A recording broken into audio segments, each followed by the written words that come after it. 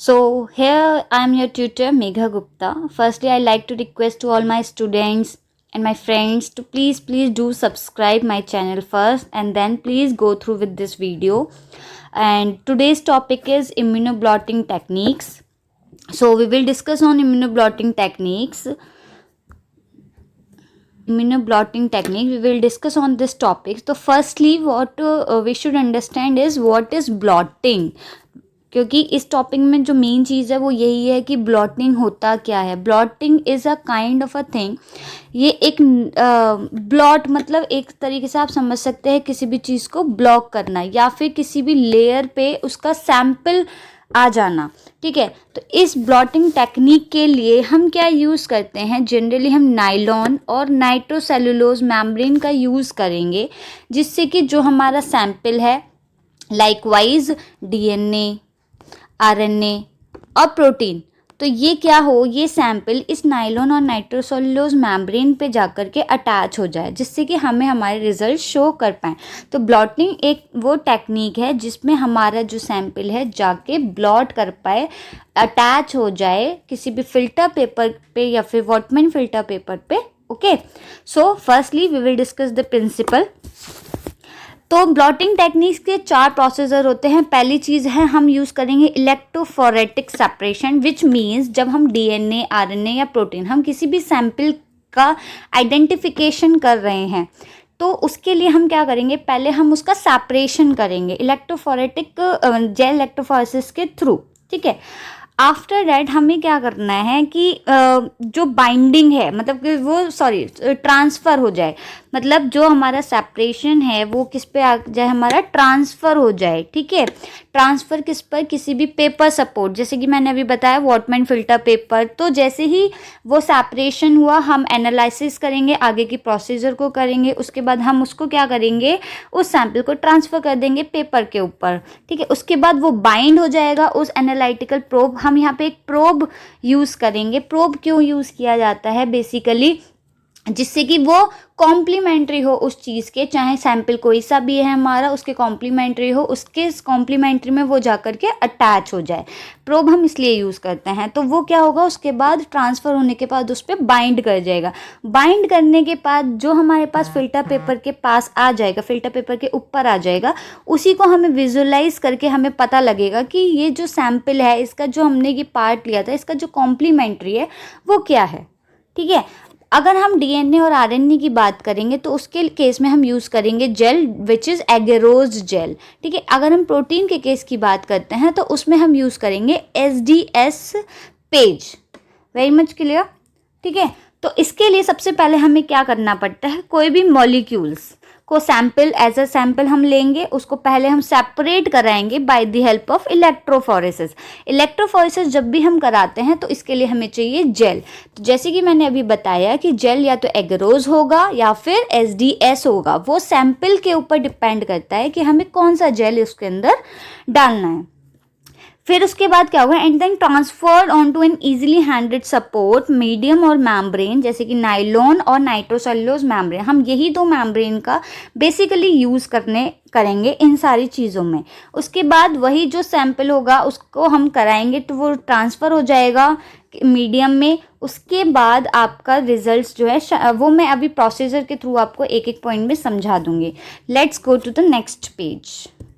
सो जैसे कि अभी मैंने बताया कि ब्लॉटिंग टेक्निक्स. ठीक है, तो ब्लॉटिंग टेक्निक बेसिकली जो आपकी ये इम्यूनो ब्लॉटिंग टेक्निक जिस पे अभी हमने बात करी, तो ये बेसिकली आपकी कितने टाइप्स की होती है, 3.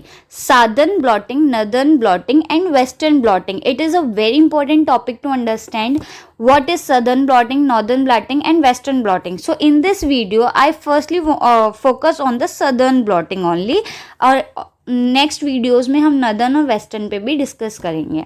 तो सदर्न ब्लॉटिंग हम बेसिकली क्यों यूज़ करते हैं, basically this is use for the identification और अ डिटेक्शन ऑफ डीएनए. ठीक है, अगर आपको आपका सैंपल डीएनए है और आपका इसको कॉम्प्लीमेंट्री एनालिसिस करना है तो आप कौन सी टेक्निक यूज़ करने वाले हैं, सदर्न ब्लॉटिंग.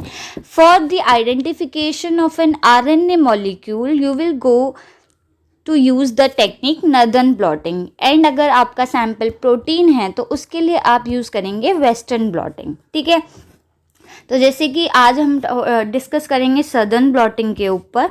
तो सदर्न ब्लॉटिंग होती क्या है? तो जैसे कि मैंने अभी बताया, जब हमें चेक करनी हो प्रेजेंस है वो डीएनए की नहीं, तो हम डीएनए का प्रेजेंस है डीएनए सैंपल का, तो हम यूज़ करते हैं सदर्न ब्लॉटिंग। ठीक है, तो बेसिकली इसके इन्वेंटर कौन थे? एक ब्रिटिश के बायोलॉजिस्ट हैं एडविन सदर्न, उनके ही नाम पे इस ब्लॉटिंग का नाम दिया गया है, which is called southern blotting. So we will go to the next page about the procedure for southern blotting. ठीक है, वी विल कैसे कैसे ये प्रोसीजर होता है। सपोज हमने कोई भी डीएनए का सैंपल लिया, एज लाइक आप देख सकते हैं। सबसे पहले हमें सपोज ये सेगमेंट ऑफ डीएनए हमें चाहिए, आउट ऑफ ऑल डीएनए हमें ये सिर्फ यही सेगमेंट ऑफ डीएनए चाहिए। तो हम क्या करेंगे? रेस्ट्रिक्शन एंडोन्यूक्लियेजेस एंजाइम का यूज़ करेंगे। वो एंजाइम्स क्या होंगे? यहाँ से रेस्ट्रिक्शन एंडोन्यूक्लियस का काम क्या होता है? कट करने का काम होता है, डीएनए को कट करने का। तो जैसे कि यहाँ पे हमें रेस्ट्रिक्शन साइट्स जो होंगी वो नोन होंगी, तो हमारा जो यहाँ पे रेस्ट्रिक्शन एंजाइम्स के थ्रू, जिनके थ्रू हम कट करेंगे, वो भी हमें नोन होगा। तो हम क्या करेंगे? ये डीएनए के स्ट्रैंड्स को कट कर लेंगे। फिर जो सीक्वेंस हमें चाहिए हम क्या करेंगे? उसी को ले लेंगे कि हमें, हाँ, यही सैंपल ऑफ डीएनए हमें चाहिए जिसको हमें एनालाइज कराना है आगे। ठीक है, उसके बाद क्या करेंगे? अगर आपका डीएनए का जो फ्रेगमेंट है वो 15 kb से ज़्यादा है, तो हम उसको किस जेल के अंदर ट्रीट कराएंगे? किसी भी डाइल्यूट जेल के अंदर, जैसे कि HCl, डाइल्यूट एसिड के अंदर, जैसे कि HCl। ठीक है, उसके बाद हम क्या करेंगे? उसको ट्रांसफ़र कर देंगे जेल से मेम्ब्रेन में। ओके, उसके बाद क्या होना है? अगर हमें एल्कलाइन ट्रांसफ़र मेथड को यूज़ करना है, एल्कलाइन ट्रांसफ़र मेथड को, तो जो डीएनए का जेल है वो प्लेस्ड होगा आपका एल्कलाइन सॉल्यूशन, मतलब डीएनए का जो सैंपल है वो किस जेल के ऊपर आपका प्लेस्ड होगा? एल्कलाइन सॉल्यूशन, जैसे कि जिस NaOH जिसमें प्रेजेंट हो, या NaOH। ठीक है, सबसे पहला काम क्या होगा? जैसे हमने डीएनए को ये रेस्ट्रिक्शन एंजाइम के थ्रू ये कट कर लिया और हमने ये सैंपल अपना सपोज ले लिया है, तो बेसिकली हम सबसे पहले क्या करने वाले हैं? हम उस डीएनए को जैसे ही इलेक्ट्रोफोरेसिस में अपना अप्लाई कराएंगे, तो उसको डीएनए को डबल स्ट्रैंडेड से हम कन्वर्ट कर देंगे सिंगल स्ट्रैंडेड डीएनए में। ठीक है, तो हम क्या करेंगे? डीनेचर कर देंगे अपने डीएनए के सैंपल को, तो वो डबल स्ट्रैंडेड से किस में कन्वर्ट हो जाएगा? आपका सिंगल स्ट्रैंडेड डीएनए में। Very much clear. उसके बाद हम क्या करेंगे? एक शीट ऑफ नाइट्रोसेल्यूलोज और नायलॉन मेम्ब्रेन को उसके ऊपर प्लेस्ड कर देंगे। जैसे ही वो प्रोसेस रन होगा, जैसे कि डीएनए का जो चार्ज होता है वो हमें पता है नेगेटिव है, तो जेल इलेक्ट्रोफोरेसिस में हम ऑलरेडी पढ़ चुके हैं कि जब इलेक्ट्रिक करंट के थ्रू माइग्रेशन होता है तो वो अपोजिट रन करता है। तो फिर जब डीएनए का जो चार्ज है वो नेगेटिव है, और इस तरीके से अगर इलेक्ट्रोफोरेसिस का सेटअप है, ये नेगेटिव है, ये पॉजिटिव है, यहाँ पे अपने सैंपल को डाला हुआ है, तो डीएनए नेगेटिवली चार्ज होता है, तो वो किस साइड मूव करेगा? पॉजिटिव की साइड। ये आप सबको पता है कि इलेक्ट्रिक करंट अप्लाई होता है, माइग्रेशन चेंज होगा, तो नेगेटिव सैंपल जो है पॉजिटिव की टुवर्ड्स मूव करता है। अगर कोई सैंपल आपका पॉजिटिव है तो वो किस साइड मूव करेगा? Positive to negative. Very much clear. उसके बाद हम क्या करेंगे? A sheet of nitrocellulose nylon membrane is placed on top of the gel, pressure is applied evenly to the gel. जैसे ही आपने नायलॉन मेम्ब्रेन को रखा, उसके ऊपर आप क्या करेंगे? एक पेपर वेट, एक प्रेशर अप्लाई करेंगे पेपर वेट के थ्रू, तो क्या हो? वो जो आपके जेल के ऊपर जो आपका आया है रिजल्ट, वो उस फिल्टर पेपर पे आ जाए। उस फिल्टर पेपर को हम क्या करेंगे? उसके बाद उस फिल्टर पेपर के बाद हम क्या करेंगे? उसके जैसे पेपर वेट उसके ऊपर हम रख देंगे, तो उसको हम यूवी रेस प्रोवाइड कराएंगे। तो यूवी रेस के थ्रू क्या होगा? आपका ultraviolet radiations for an hour और 2 आवर्स, तो हमारे क्या होगा? जो वो सैंपल आया फिल्टर पेपर के ऊपर, वो अटैच हो जाएगा परमानेंटली। सो आप यूवी रेस के थ्रू अपना आइडेंटिफिकेशन भी कर सकते हैं। उसके बाद क्या होगा? जो वो मेम्ब्रेन है वो एक्सपोज की जाएगी हाइब्रिडाइजेशन प्रोब, जैसे कि मैंने बताया कि हम प्रोब यूज़ करेंगे। तो अब क्या होगा? क्योंकि हमारे सारा क्या था? सिंगल स्ट्रैंडेड डीएनए था, हमने क्या कराया? इसको हाइब्रिडाइज करा दिया। अब क्या होगा? हम उसको अप्लाई कराएंगे प्रोब के अंदर। तो प्रोब में अप्लाई कराने के बाद क्या होगा कि जो इसके कॉम्प्लीमेंट्री जो सीक्वेंस होगा, जो हमारा सैंपल था, जो हमें, क्योंकि अब हमारे पास तो बहुत सारा है, हमें तो सिर्फ एक ही आइडेंटिफाई करना है, हमने बहुत सारे डाल रखे हैं डीएनए के सैंपल्स, हमें तो सिर्फ एक चाहिए। तो जो स्पेसिफिक हमें चाहिए उसका कॉम्प्लीमेंट्री हम उस प्रोब उसके अंदर डाल देंगे। जैसे ही हमने कॉम्प्लीमेंट्री प्रोब उसके अंदर डालेंगे वो उसी सीक्वेंस के साथ जाके अटैच हो जाएगा। तो जितने भी उस प्रोब के साथ अटैच नहीं हो पाएंगे हम उनको रिमूव कर देंगे by the help of washing. ठीक है, उसके बाद हम उसका विजुअलाइजेशन करा देंगे एक्सरे फिल्म या फिर बाय ऑटो रेडियोग्राफी। ठीक है, तो अब ये और प्रोसीजर होता है कैसे, इसका क्लैरिफिकेशन के लिए भी मैं आपको दिखा देती हूँ। come to the overview basically suppose ये हमारा जेल इलेक्ट्रोफोरेसिस है, ये हमने अपना डीएनए का सैंपल डाला हुआ है जो कि क्या है, सिंगल स्टैंडर्ड डीएनए है, क्योंकि हमने इलेक्ट्रोफोरेसिस के थ्रू ही, मतलब अपने सॉल्यूशन के थ्रू हमने क्या किया, डीएनए को डीनेचर करा दिया। तो सिंगल स्टैंडर्ड डीएनए अब इसके अंदर है, इलेक्ट्रोफोरेसिस रन होगी तो आपका सैंपल माइग्रेशन के थ्रू अगर नेगेटिवली चार्ज है तो वो पॉजिटिवली चार्ज के टुवर्ड्स मूव करेगा। ओके, अब हम क्या करेंगे, बफर सॉल्यूशन के अंदर एक जेल देंगे। ठीक है, ये बफर सॉल्यूशन है पूरा, ये इसके अंदर हम क्या प्रोवाइड कर रहे हैं, जेल। ओके, जेल कौन सा होगा, एगरोस जेल होगा क्योंकि डीएनए की बात हो रही है। उसके बाद क्या करेंगे, हम उसके जेल को एक सपोर्ट देने के लिए हम स्पॉन्ज का यूज़ करेंगे। उसके बाद हम पेपर टॉवल या फिर कोई भी सॉल्यूशन, जो फिल्टर पेपर होता है बेसिकली, उसको उसके ऊपर प्लेस कर देंगे। जैसे हमने प्लेस किया उसके बाद क्या होगा, वो जो फिल्टर पेपर के ऊपर ये देखो, ये जेल था हमारा नीचे, अब ये फिल्टर पेपर हमने ऊपर से रखा हुआ था, हम इस फिल्टर पेपर को रिमूव कर रहे हैं।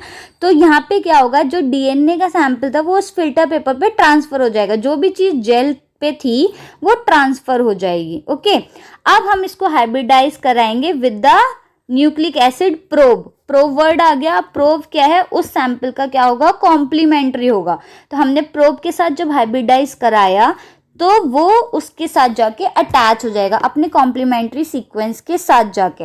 उसके बाद हम क्या करेंगे, रिमूव कर देंगे अनबाउंडेड प्रोब को।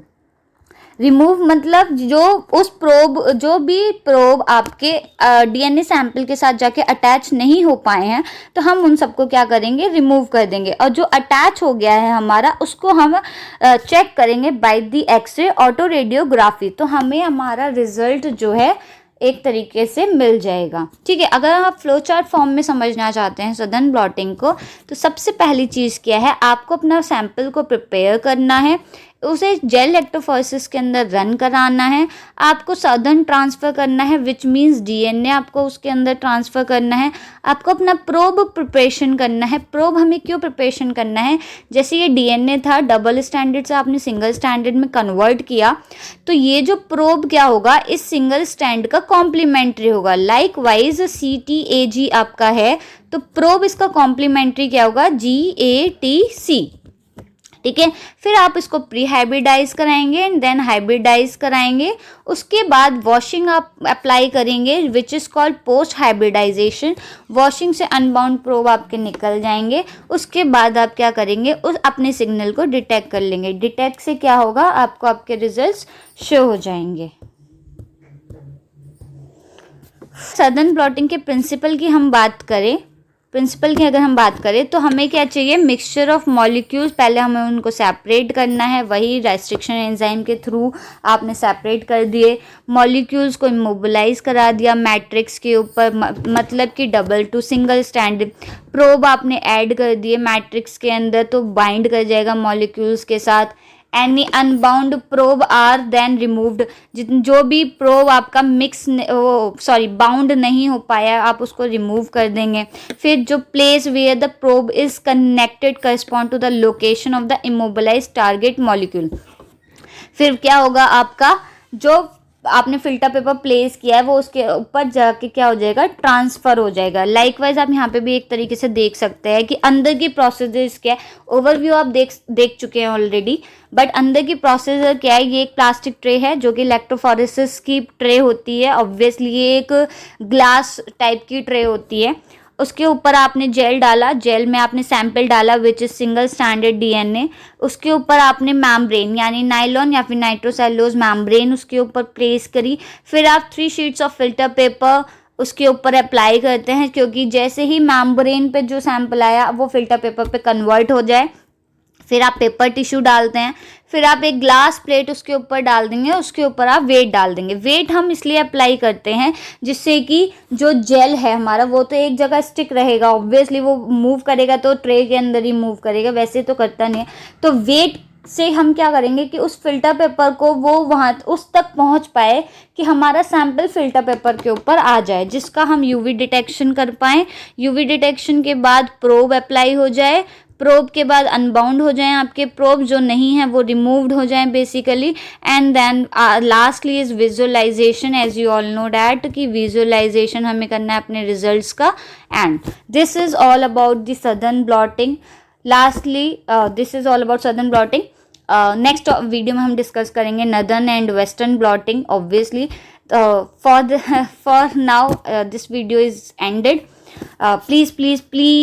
Please, I would like to request, please like my video, share it to your friends, family, and please make it subscribe. Please आप इसको subscribe ज़रूर कर दें. I want it. So I request my students and my friends, please subscribe my channel. And thank you so much.